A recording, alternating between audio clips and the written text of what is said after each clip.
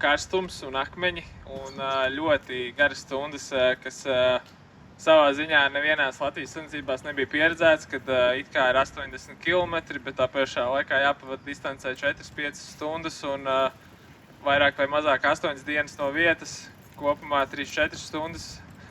Dažiem varbūt nesanāk pat 3 nedēļās tik daudz nobraukt, cik mums sanāca tajās 8 dienās. Bet diezgan nopietnas sacensības un gan man, gan Jākubam tas bija sanāca 10. gads, tā kā braucot ar velo, tā kā es domāju, tas bija tāds labs atskaites punkts un tad jau redzēsim, ko darīsim tālāk, kā ies. Tā kā, jā. Kā esat apmierināti ar rezultātiem, vai bija cerēts augstāk vai pārsniedzot savus ekspektācijas? Ekspektācijas, protams, bija augstākas. Gribējām iebraukt top 10, bet šogad konkurence bija diezgan spēcīga. Salīdzinoši ar citiem gadiem mēs paskatījāmies, kur ir tie, kas ir nedaudz mums priekšā, viņi pat bijuši top 6. Tā kā es uzskatu, ka mēs nobraucām diezgan labi, atbilstoši savām spējām un esam galu galā apmierināti ar rezultātu. Tāds īsts jautājums, kas notika ar brāļiem lietuviešiem līderiem? Jā, tad Āfrikas tā specifika ir tāda, ka ļoti strikti ir jāpieiet pie visas tādas higienas, kas varbūt nav tik viegli uzturama pašā sacensību pilsētā, kur viņi dzīvoja. Viņi ēda lokālo ēdienu uz vietas taisīto, dzīvoja tajā pašā Telšu pilsētā. Savukārt mēs 2 nedēļas ēdām tikai rīsus ar vistu un gatavojām paši un ļoti strikti piegājām pie higienas. Un, mums infekcija nepaņēma.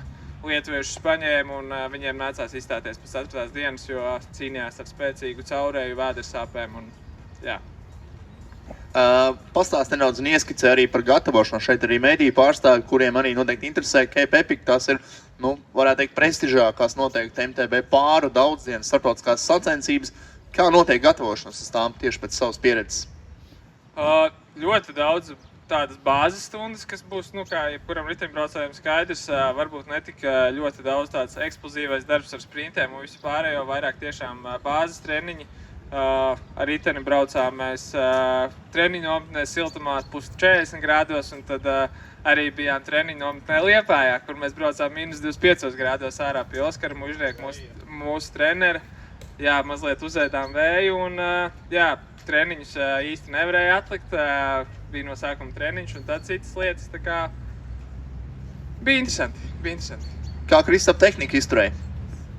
Paldies Dievam!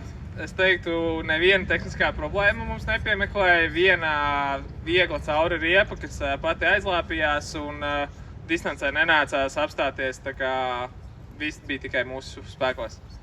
Un nereti arī, zinot, ka tev jābrauc 8 dienas no vietas, ar savu pārinieku, viens otru atbalsta, dzenat uz priekšu un tā tālāk. Vai bija kāda situācija, kur sanāca arī sastrīdēties?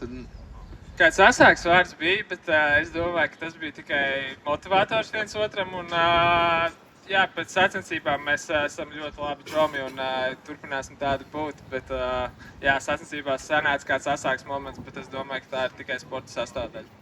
Bija vēl 2 Latvijas dueti, no kuriem viens pabeidza godam sacensības, otrs izjuka, jo viens no konkurentiem, nevis no konkurentiem, bet no braucējiem krita. Cik daudz arī ar otru Latvijas duetu, ar Ogrid United komandas nāca parunāties, dzīt vienam uz priekšu, vienā posmā viņi jūs pārspēja?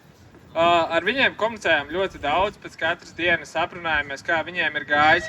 Mums gan nesanāca vienas starta grupas, tā kā nesanāca ar viņiem kopā pat pabraukt, bet mēs viņus katrā ziņā neizslēdzām kā konkurentus, uztvērām viņus kā nopietnas konkurentus.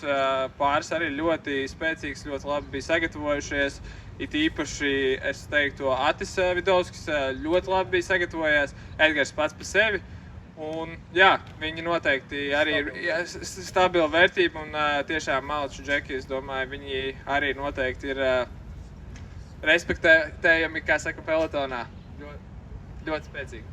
Atim Vidovskim vislielākā pieredze Cape Epicā no latviešiem, vai arī tevi redzēsim vēlreiz Cape Epicā? Tad jau redzēsim, varbūt, bet visticamākais kādā citā no Epic sērijas organizētajiem pasākumiem Šveice vai Andora vai Ungārija, tā kā jā.